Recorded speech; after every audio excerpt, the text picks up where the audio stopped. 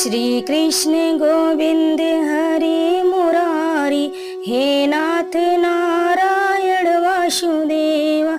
श्री कृष्ण गोविंद हरे मुरारी, हे नाथ नारायण वासुदेवा।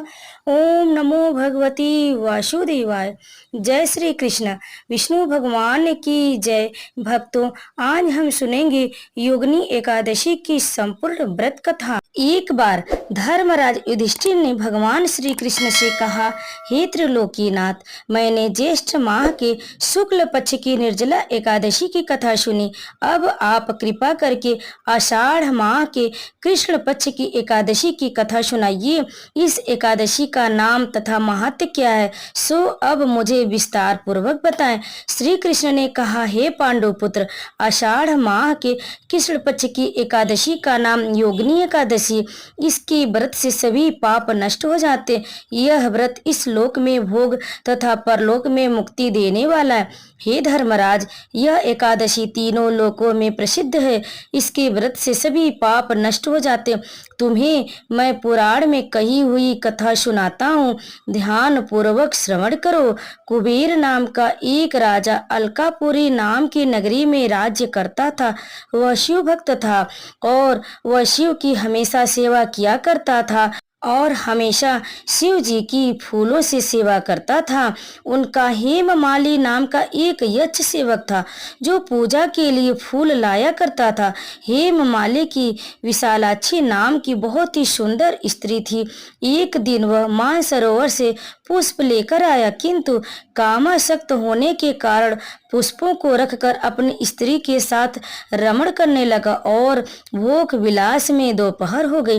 हेममाली की राह देखते देखते जब राजा कुबेर को दोपहर हो गई तो उसने क्रोध पूर्वक अपने सेवकों को आज्ञा दी कि तुम लोग जाकर पता लगाओ कि हेममाली अभी तक पुष्प लेकर क्यों नहीं आया।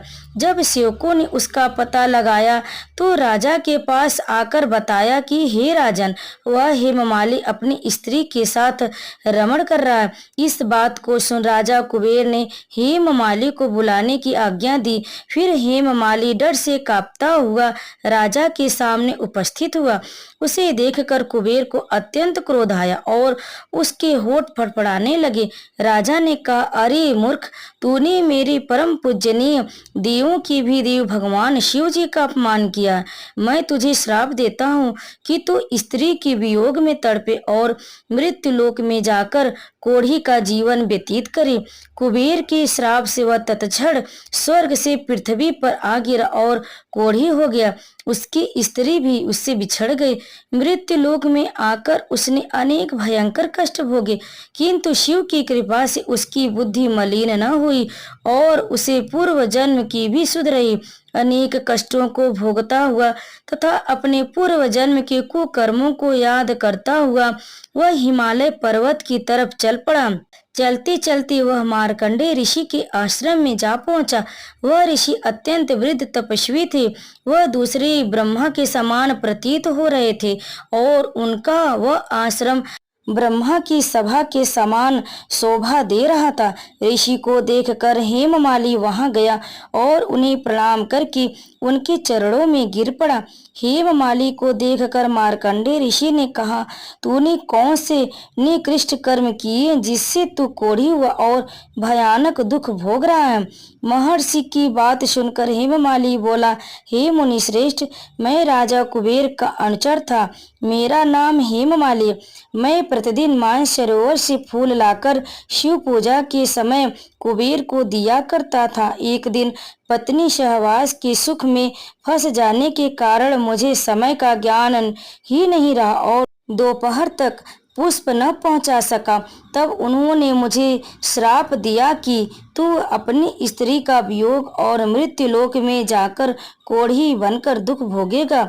इस कारण मैं कोढ़ी हो गया तथा पृथ्वी पर आकर भयंकर कष्ट भोग रहा हूँ।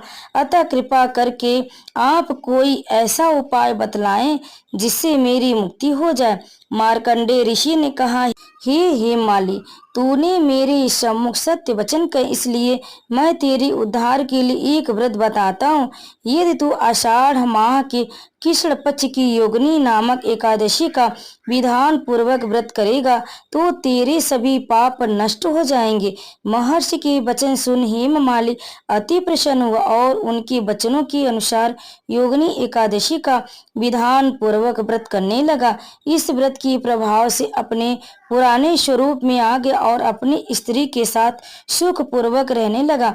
भगवान श्री कृष्ण ने कहा, हे राजन, इस योगिनी एकादशी की कथा का फल 88,000 ब्राह्मणों को भोजन कराने के बराबर है।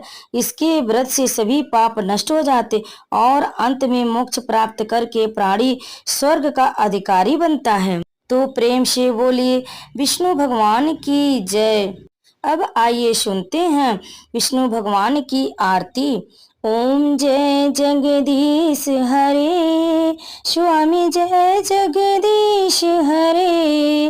भक्त जनों के संकट, दास जनों के संकट क्षण में दूर करे। ओम जय जगदीश हरे, जो धावे फल पावे, दुख बिन से मन का। स्वामी दुख बिन से मन का, सुख संपत्ति घर आवे, सुख संपत्ति घर आवे, कष्ट मिटे तन का। ओम जय जगदीश हरे। मात पिता तुम मेरे, शरण गहूँ किसकी। स्वामी शरण गहूँ मैं किसकी, तुम बिन और न दूजा, तुम बिन और न दूजा, आस करूं मैं जिसकी।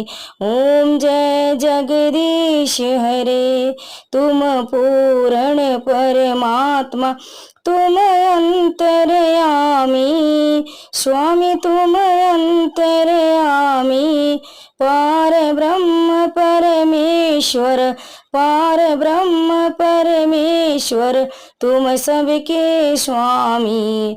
ओम जय जगदीश हरे, तुम करुणा के सागर, तुम पालन करता।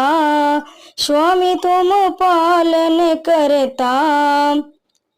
मैं मूरख फल कामी, मैं सेवक तुम स्वामी, कृपा करो भरता। ओम जय जगदीश हरे, तुम हो एक अगोचर, सबके प्राणपति। स्वामी सबके प्राणपति, किस विध मिलूं दया में, किस विधि मिलूं दया में, तुमको मैं कुमति। ओम जय जगदीश हरे, दीन बंधु दुख हरता, ठाकुर तुम मेरे। स्वामी रक्षक तुम मेरे, अपने हाथ उठाओ, अपने शरण लगाओ, द्वार पड़ा तेरे। ओम जय जगदीश हरे, विषय विकार मिटाओ, पाप हरो देवा।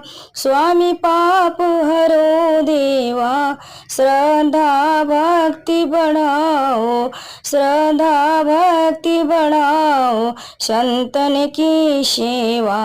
ओम जय जगदीश हरे, स्वामी जय जगदीश हरे। भक्त जनों के संकट, दास जनों के संकट क्षण में दूर करे। ओम जय जगदीश हरे, ओम जय जगदीश हरे, ओम जय जगदीश हरे। प्रेम से बोलिए श्री विष्णु भगवान की जय। अब आइए भगवान विष्णु के मंत्रों का जाप करें और उन्हें प्रसन्न करें। श्री कृष्ण गोविंद हरे मुरारी, हे नाथ नारायण वासुदेव। श्री कृष्ण गोविंद हरे मुरारी, हे नाथ नारायण वासुदेव। ओम नमो भगवते वासुदेवाय। ओम नमो भगवते वासुदेवाय। ओम नमो भगवते वासुदेवाय। ओम नमो भगवते वासुदेवाय। ओम नमो भगवते वासुदेवाय। भगवान विष्णु आप सभी भक्तों पर अपनी कृपा सदैव बनाए रखें। प्रेम से बोलिए विष्णु भगवान की जय। भक्तों, कथा को और आरती को अंत तक सुनने के लिए आप लोगों का बहुत बहुत धन्यवाद। अगर आपको हमारी ये कथा पसंद आई हो तो वीडियो को एक लाइक करके कमेंट में जय श्री कृष्ण अवश्य लिखें और हमारे चैनल को सब्सक्राइब जरूर कर ले। आप सभी पर श्री विष्णु कृपा सदैव बनी रहे। ओम नमो भगवती वासुदेवाय। हरे कृष्णा।